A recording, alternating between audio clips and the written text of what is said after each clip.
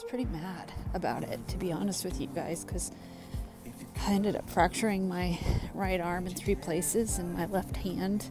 Of course, my head was like the most serious thing. It was so broken. But,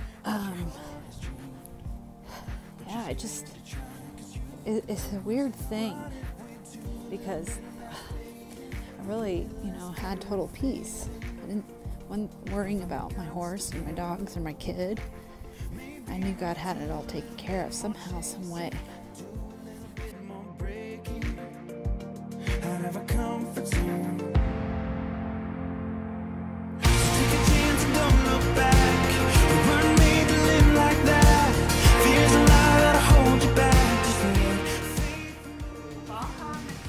All the way up to the Canadian. No, the other way around. Okay. Canadian Vancouver, Canada. And when was that? That was on the Pacific Coast. We started that in 2011. Okay, that's what you were talking about, okay. And that was. And we finished that in 2013. That's the last time I've seen you, Ron. Oh, okay. That's a long time. Yeah.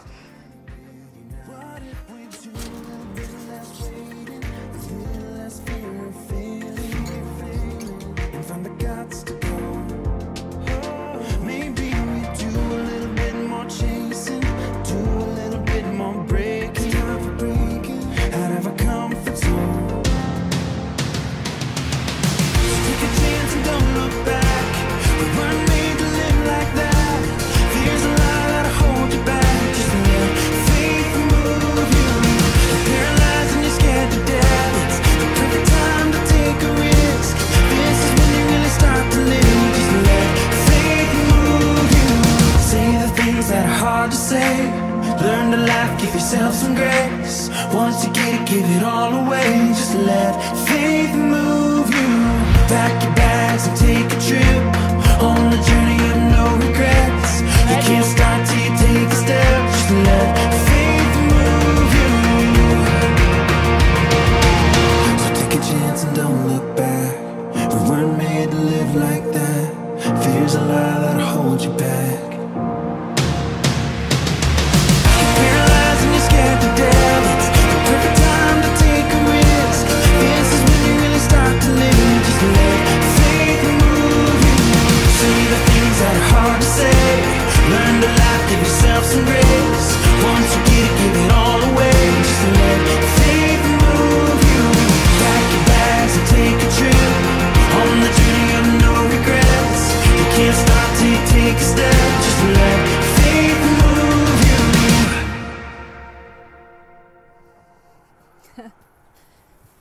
Well, true to Colorado wonderfulness, it's about 60. It's February 18th.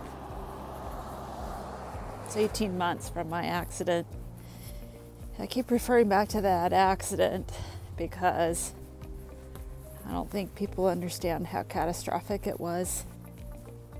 I was unconscious for a good amount of time on the side of the road, and it's kind of miraculous actually that I was able to get up, but I am starting to get to a place where I feel like I can talk about it. It felt really way too private for a long time, and it's kind of hard to share this stuff because you wonder how many people are not gonna believe you.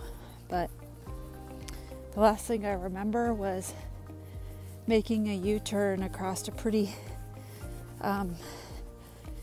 to go from uphill to this downhill, and a dump truck was coming, and I was looking over my left shoulder to make sure that we had cleared the road into the shoulder in a safe manner, when the next thing I know, I looked down and I'd get struck on my blind side from the right, and the person I was with was passing underneath me.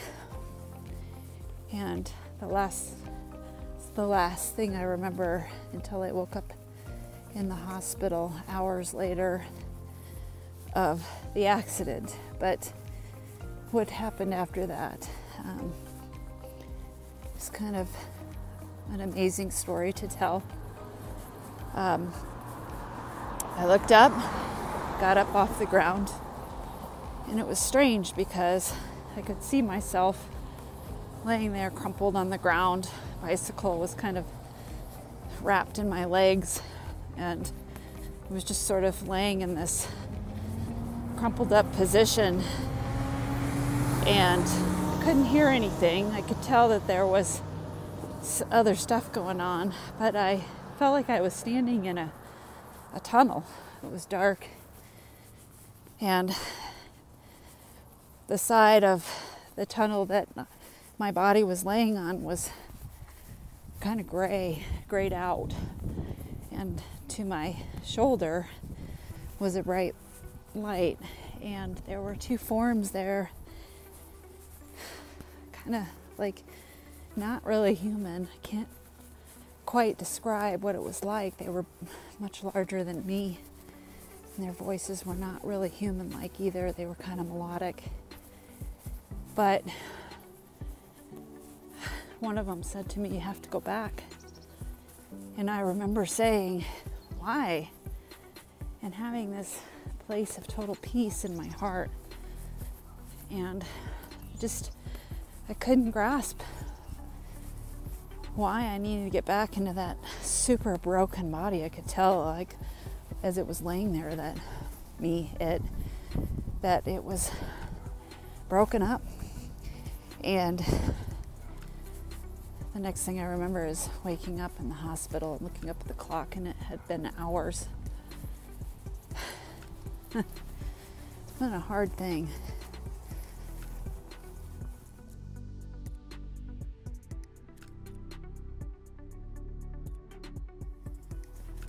So this was my 6th concussion on record.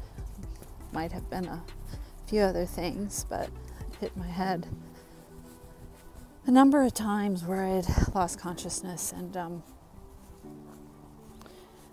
this one I was out for a really long time, and I guess there's a cumulative effect that happens to your brain when you have these shearing forces, this rotational shearing force with concussion that creates damage that takes literally months to heal from, and they can't see it on imaging. And to be honest with you, Western medicine kind of didn't know what to do with you when you sustain an injury like that. There's all kinds of things. I was counseled to just rest, that I would be better in a couple of days. So a couple of days went by and I wasn't better. And a week went by. I don't really remember much, to be honest with you guys. Of that first couple of weeks, I probably slept a lot. I wasn't allowed to do anything. I wasn't allowed to look at my phone. I saved all the 2 hours I was allowed for screen time to do my job, which was to look at the data for the athletes that I coach or to do some writing. And fortunately for me, I kind of plan ahead and try to get somewhere between 7 and 10 days ahead written for them. And thank goodness I had. But yeah, no reading, no TV. So I spent a lot of time reflecting, like, this thing that happened to me.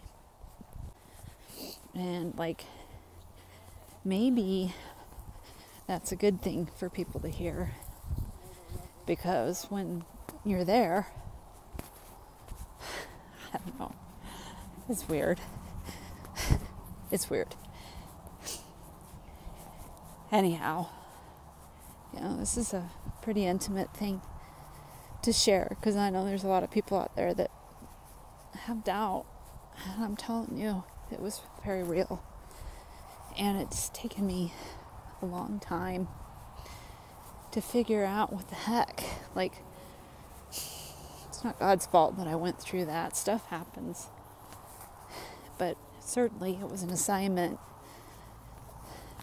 to have to traverse, and this obedience to a purpose that I know that I've had in my life for 50 years. It suddenly felt taken away, and I couldn't wrap my head around it.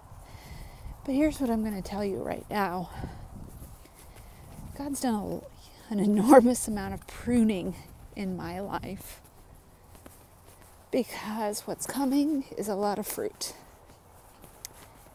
And gosh, it isn't about what I do. I just got to be obedient, because what really matters is what God does through us. And Ron's right, like, this story of getting to go do this enormous thing with a person who's blind and a person who has a traumatic brain injury, it's kind of a big deal. Quench from the desert that you came from.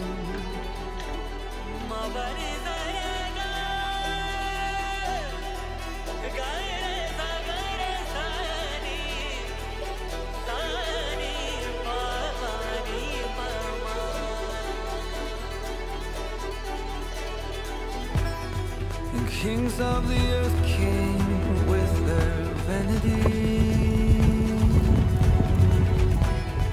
placing their wagers on their mortal ventures.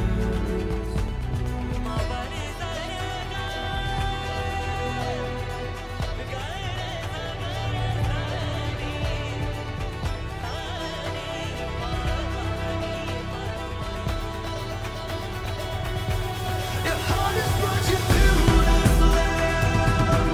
You're standing on a giant's shoulders.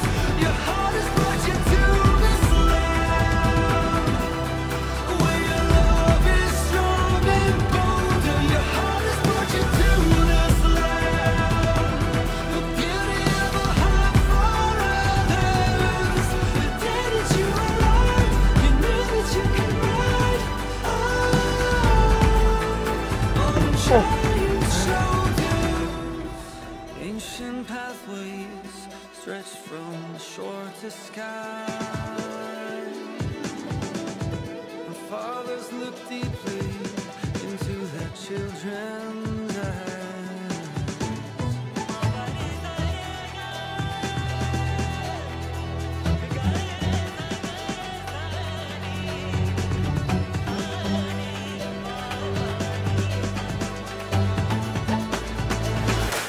Your heart